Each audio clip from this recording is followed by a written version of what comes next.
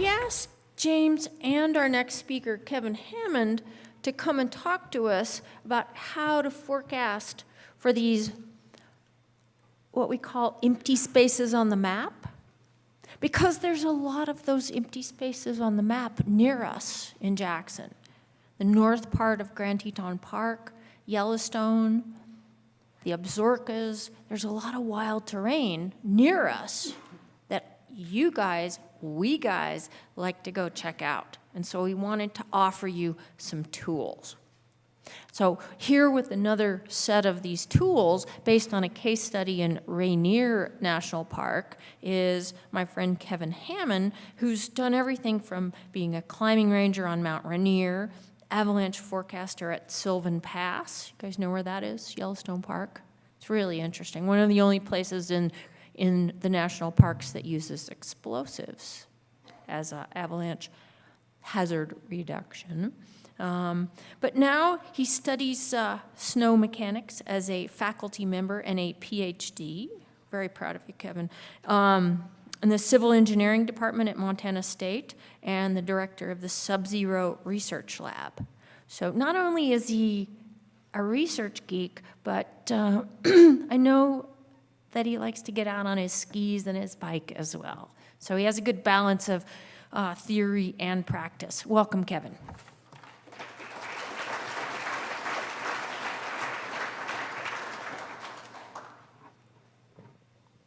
All right, well, thanks, Lynn, very much for that kind introduction. It's a real pleasure to be here. I also want to thank all the organizers for this Snow and Avalanche workshop for having me down. It's been really great to get to hang out and meet a lot of people. I've read their papers, or I've seen their forecasts, or I've heard their stories roundaboutly, and it's been really cool for me to get to come down here and meet some of you folks, and I look forward to more conversation later this evening. So today, as Lynn mentioned, I'm a professor in civil engineering at Montana State University and just recently took over as director for the Sub-Zero Research Lab with the retirement of Ed Adams. I'm sure a lot of you guys know him.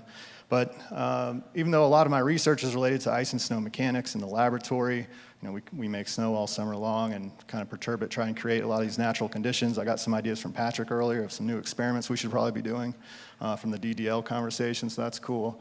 But that's not what I'm here to talk to you about. I'm actually going to go back to my time as a climbing ranger at Mount Rainier before I ever started going back to graduate school, and was involved with this accident on Mount Rainier. You can see a picture of it there. It was an avalanche on the Ingraham Glacier that pretty much came down the Ingraham Glacier direct climbing route, and it buried a bunch of people, and it was, you know, obviously a big deal at the time. And I got to really thinking about how do we forecast for avalanches like this on a mountain like Rainier.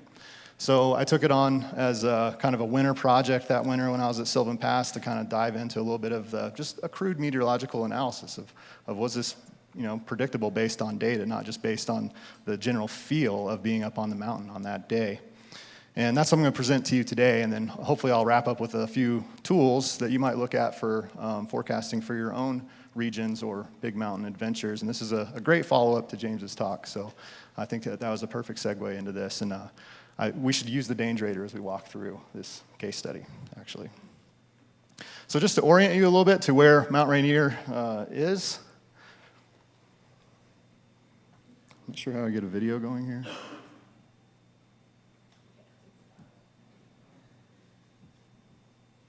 Okay, perfect.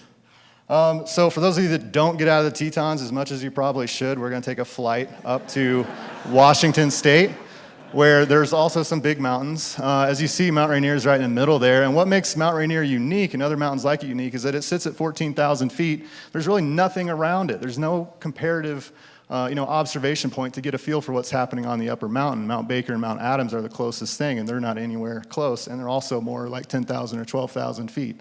As we zoom in on the mountain, what you see, for those of you who haven't been there, is that Mount Rainier is one of the most, or actually the most glaciated peak in the continental United States. So it's a volcano. It sits at the angle of repose. And so all around it are these glaciers with slopes in the 30 to 40 degree slope range. So perfect for avalanche terrain. And also because it's so high, you know, the summit over 14,000 feet, in June and July, you can still very much have a winter snowpack, or what you might consider a winter snowpack anytime during the winter. And it's not till July and August that it actually changes more to a spring-summer type snowpack, becomes a little bit more predictable. So just to pause here for a second, I want to orient you to Paradise is where you start your climb at 5,000 feet. Camp Muir is at about 10,000. That's base camp for most people. And then zooming in here to the Ingraham Flats camp, this is essentially the advanced base camp for a lot of the mountain guides on the mountain. And in the early season, they climb directly up the Ingraham Glacier on their way to the top of the Disappointment Cleaver and then on up to the summit. So this is just hopefully giving you a good orientation of what it sort of looks like on Mount Rainier. This is a picture that was, or this Google Earth imagery I think came from much later in the summer. But the avalanche that I'm going to be presenting is an avalanche that occurred, probably with a starting zone up around here at 12,500 feet. That pretty much came all the way down the Ingraham Glacier and ended up more or less at the Ingraham Flats camp. It didn't take out camp or anything, but it came down in that direction. So hopefully this gives you just a little bit of an idea of what Mount Rainier looks like, in case you've never been. And also, I wanted to highlight a little bit about Mount Rainier too, so just a few slides with some fun facts. There's actually 50 or more climbing routes on Mount Rainier, so there's a lot more than just the Disappointment Cleaver, the Hammonds, Winthrop, and we see about 10,000 climbers a year. So a pretty good volume. I'm not really sure how that compares to the Tetons, but for search and rescue and the climbing rangers, it's a pretty good volume of people on the upper mountain. Out of all those routes, of course, there's really only a couple that get most of the attention. A lot of this from the guide services. Being that those routes are generally always in throughout the summer, the Disappointment Cleaver, the Hammonds, Winthrop, the Couts, and then the one that I'm focusing on here, which is the Ingraham Direct. And even though it doesn't see that many climbers, that's really just because, like I said, it's an early season route. So this would be kind of still in May, June kind of time frame before all the snow bridges fall out. Another way to look at Mount Rainier, this is a map of all the search and rescues that we've had there between 2012 and 2016. As you can see, most of these are on the upper mountain. Granted, some of these are sprained ankles, not that big of a deal, but some were pretty serious crevasse falls or avalanches and what have you. Another way to look at this data statistically is if you look at between 1991 and 2010, the fatalities per year in Mount Rainier, most were from climbing, summit climbing on the mountain. So not too surprising there, followed of course by hiking and then driving around the park. And if you look at climbing fatalities per year on Mount Rainier from 1897 to 2010, so over a 100-year time frame, this is something that kind of surprised me a little bit. Most of these fatalities were from falling during a summit climb, so this would be crevasse falls or just general falls on the mountain. But if you look at 13% from ice avalanches and 13% from snow avalanches, over a quarter come from some sort of avalanche activity on the mountain. So pretty relevant to start thinking about how can we forecast for those conditions on the upper mountain. Here's an interesting plot for you. This is your government tax dollars hard at work, actually. These are documented human impacts on the upper mountain by the climbing rangers. So a GPS point for every time they picked up a wand or a piece of trash or came across some trampled vegetation and whatnot. So this is the real work getting done by park rangers in the National Park Service. So to move into a little bit more about the incident that I wanted to present as my case study, it was called the Solo SAR because there was one skier that we never found who was traveling solo up the mountain during the avalanche release. Again, the avalanche release from up here, and the people climbing were somewhere in this range, and this is the Ingraham Flats camp. So the avalanche occurred on the Ingraham Direct Climbing Route at 5 a.m. on June 5th, 2010. And June 5th, just to paint a picture for you, it was a beautiful, bluebird day, perfectly still, winds, nice and warm, perfect day for climbing, except for the previous 4 days, it basically snowed and blowed all day, snowed all day, every day for those previous 4 days. So June 5th itself, it was beautiful out, maybe not the best day to go for a summit bid. And so we're going to look into how we might have been able to forecast that. It was a soft slab avalanche with a crown of about 4 to 6 feet. We weren't able to physically measure that, but we were able to estimate that from below. It ran about 1,600 vertical feet. Not a huge avalanche, but plenty destructive when you look at the consequences. 11 climbers were caught, so there's 11 climbers on the route at the time. 4 were completely buried. And 7 were partially buried. And out of those 11, remarkably, we only had 1 fatality, and that was that solo skier that we never found. We can only imagine he must have been swept into a crevasse. So this is what a topo map of that area looked like at the time. This was produced by Stefan Lofgren in the Park Service.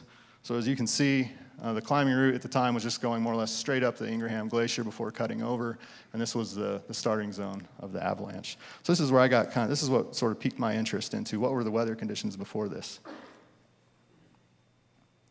As part of the rescue effort, here's another look. We flew in a helicopter. You can see the crown line up here and the track of the avalanche here where the climbing route previously was. Mountain guides that were camped at Ingraham Flats witnessed the avalanche while they were there with their clients. And they, immediately notified the Park Service to initiate a rescue, and then they launched their own hasty rescue effort while everyone was, while the scene was still sort of unfolding. And then the climbing rangers responded from Camp Muir. It took them a little while to get there. We ended up flying in with a Chinook from Fort Lewis McChord to evacuate the people that had been injured and the guides that were still on scene. So the outcome, just kind of to jump to the end of the story here, mountain guides located and recovered 10 of the 11 climbers alive, including one with a loss of consciousness. And what I think is remarkable here is that they did that by more or less pulling on the ropes of all the rope teams of the people that were buried under the snow. So I think somewhat ingenuitive, quick thinking is what ultimately saved lives in this case. So they pulled on the ropes of the buried avalanche victims to find them because, again, it's June. Who's thinking about avalanche beacons and avalanche forecasts that time of year? We evacuated the guides and the injured parties via helicopter because the avalanche danger was considering to rise. It was a beautiful day. It was also a very warm day. And then the one climber remained missing, which is the presumed fatality in this incident. So it was a pretty serious accident, but given what could have been the outcome, we'll take, I guess, 10 out of 11 due to the efforts of the mountain guides at the time. So for the meteorological analysis, so this is the part that really got me thinking. So I was in school at the University of Utah at the time for meteorology, so I was really, that's where my mind was that following winter. And I started thinking about what would a crude meteorological analysis look like if you were to try and forecast this for yourself. And so I looked at things like the wind speed, starting with where was the jet stream at the time previous to the avalanche, which guided me to looking at different weather balloon observations for the free atmosphere conditions. And then I also looked at Camp Muir for the local wind conditions. So there's a meteorological station at Camp Muir. I also looked at precipitation amounts down at the Paradise rain gauge on the lower mountain, and surface observations for temperature and relative humidity at Camp Muir. So here's a look at the jet stream. This was basically what it looked like for the 4 days previous to that avalanche. It was more or less right over the top of Mount Rainier with a general, what you might call southwest sort of flow. So this sort of guided me a little bit into, if I want to get an idea of the free atmosphere conditions, what were the winds like at 12,000, at 13,000, at 14,000 feet? There's nowhere else to look. There's no weather station up there on Mount Rainier, and there's literally nowhere nearby to look, so why not a weather balloon? So when I looked at with the southwest flow, I ended up looking at the weather balloon launch at Salem, Oregon, right here. And in case you don't know, weather balloons are launched all around the world at the exact same time, twice every single day. Those are the inputs that go into the global forecast models that you see on the news or on the internet that you might look at. So there's always some weather balloon and radiosonde data that you can look at anywhere you go around the globe, more or less. So what did that look like? Here I've got plotted on sort of a compass rose the wind speed direction. So everything was, as you saw, coming out of the southwest. In red is the 650 millibar, or about 12,000 foot height of wind speeds. This is an average for each of the days leading up to the avalanche. As you can see, we had one day with an average of 60 mile per hour winds at 12,000 feet. That seems pretty significant. And compare that to the Camp Muir wind speeds, also out of the southwest, even though that has a little bit more of a terrain sort of effect on it, I'm sure, being right on the mountain. So it looks like we had significant winds. So even without precipitation, just these kinds of winds on the mountain would lead you to think maybe there's some wind slab here, maybe there's some instability. If I had my Dangerator card out, I might be thinking about going from considerable to high. I don't know. So let's look at where this would land on a map of Mount Rainier. If you were to put the bullseye right on the starting zone, that's about what it looked like. And you can't tell, it's not too easy to tell in this picture, but this is actually a little bit of a subridge right here. And so that the starting zone is more or less in a leeward slope. So we were definitely getting plenty of wind, I would think loading that upper area of the Ingraham Glacier. So when I looked at the precipitation, like I said, I looked down at Paradise, which is at 5,400 feet, and saw that on June 2nd, we had almost 2 inches of rain down there, and we had rain on these other days at 5,000 feet on the mountain as well, preceding this event. So I took it upon myself to extrapolate that to the upper mountain. If I assume a density, and I've got a rain or a water total, then I can get out of that what I might call a snow total. So maybe a couple feet on the upper mountain if we make these assumptions. By the way, this is crazy. You should not always extrapolate from 5,000 feet up to 12,000 feet on a mountain, but this is all you got. This is kind of the idea behind this talk is how do you get it to, giving yourself some data, you have to make some assumptions for these mountains and these mountain ranges that really don't have anything else to look at. And it was confirmed that there was at least 2 feet plus of snow that fell at Camp Muir during that week. So I felt like I was at least in the ballpark there. The next question was, how would you know that it was actually snowing at 12,000 and 13,000 feet? Because often is the case at Mount Rainier, maybe it is here too, where the cloud deck likes to sit right around 10,000 feet, sort of right around the Camp Muir area. So it can be snowing there, it can be raining down Paradise, but it doesn't mean necessarily that it's snowing up on the upper mountain. It can be just beautiful up there. So I looked at, again, I looked at the weather balloon here in red and the Camp Muir relative humidities in blue, and saw that it looked like if you take, somewhere around 90% plus as being inclement weather, let's say cloudy or precipitation, then what I saw was that Camp Muir was definitely in the clouds and getting the precipitation, as was confirmed by the people that were there. But in the free atmosphere, there's also at least a couple days where maybe the cloud deck dropped down at one point, but at least a couple days there where we had clouds and maybe precipitation occurring up on the upper part of the mountain as well. So I felt pretty good about kind of putting this all together in just a sort of quick and dirty sort of way to paint a picture of what was happening on the upper mountain. So sort of to conclude here, if we look back at this topo map of the slide path and where the climbers were when things went down, more or less, what you see is that we had kind of the ingredients that you would maybe expect preceding an event like this. We had a 40-degree kind of start zone, a steep zone for the snow loading, and we had a lot of wind, intense wind over the period of a few days, combined with precipitation that was probably loading up this leeward slope on the upper Ingraham Glacier. So what came from all this? June 5th was the first clear day following an intense 4-day storm period on the upper mountain. It's probably not surprising to you, climbing rangers and mountain guides on the mountain at that time had rated the avalanche danger as generally high. So the climbing guides weren't climbing that day, the climbing rangers weren't climbing that day, but it was a beautiful day, so some people decided to go for it. Based on meteorological analysis, the evidence I feel like that I just showed suggests that a significant wind slab had probably formed in the starting zone above the Ingraham direct climbing route, which caused the avalanche. And one of the points I want to make is that all this meteorological data that I'm showing was available at the time, just out there on the web for anyone to kind of take a look at in a pretty quick manner if you know where to look at least online. So all the data that I just showed was pretty easy to come by. And it was never really known then, it's not known now, how that avalanche was triggered. So it remains unknown whether it was remote or natural release. We can only speculate about that at this point. So that's it for the analysis side, for the case study side. I think the point that I'm trying to make as a take-home point is when you're going to these remote mountain ranges, sort of like what James was talking about, or you're going to these standalone mountains, that exist in the Pacific Northwest or elsewhere around the world, you can do a lot by educating yourself just a little bit on mountain weather and where to go look for some of these different data products to sort of paint your own picture, make your own forecast. And you might have to make some assumptions. They might seem kind of outrageous, like extrapolating over an 8,000 vertical foot span, but that's what you got. So you got to do the best that you can, and hopefully you get something out of it. So how does this apply to you? Here in the Tetons?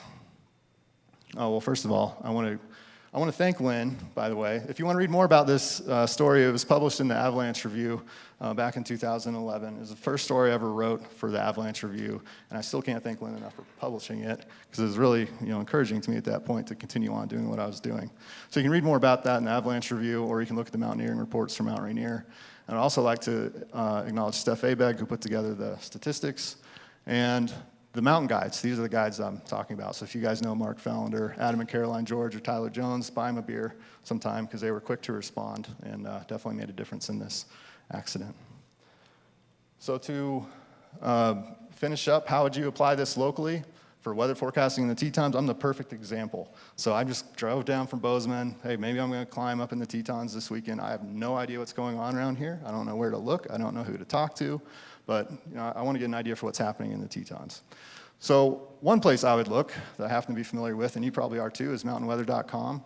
So shout out to Jim Woodmansey and this site. This is a great one-stop shop for weather products that you can really learn a lot from. If you want to see upper jet, if you'd rather follow sort of the line of analysis that I just went through, you can go to San Francisco State University meteorology page to get Jetstream models. You can go to University of Wyoming site for the different weather balloon launch sites and the data.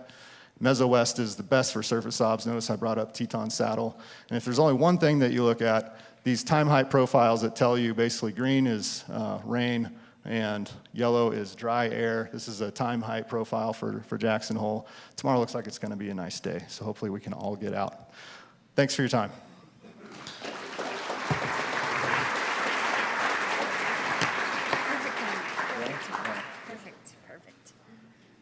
Another one right on 20 minutes. Good job.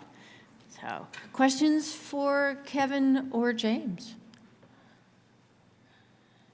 If you're really wily and you have good friends in Mr. Woodmansey, sometimes he'll even put together a forecast for you for those blank spaces on the map. Good luck with that. So, hang on a sec.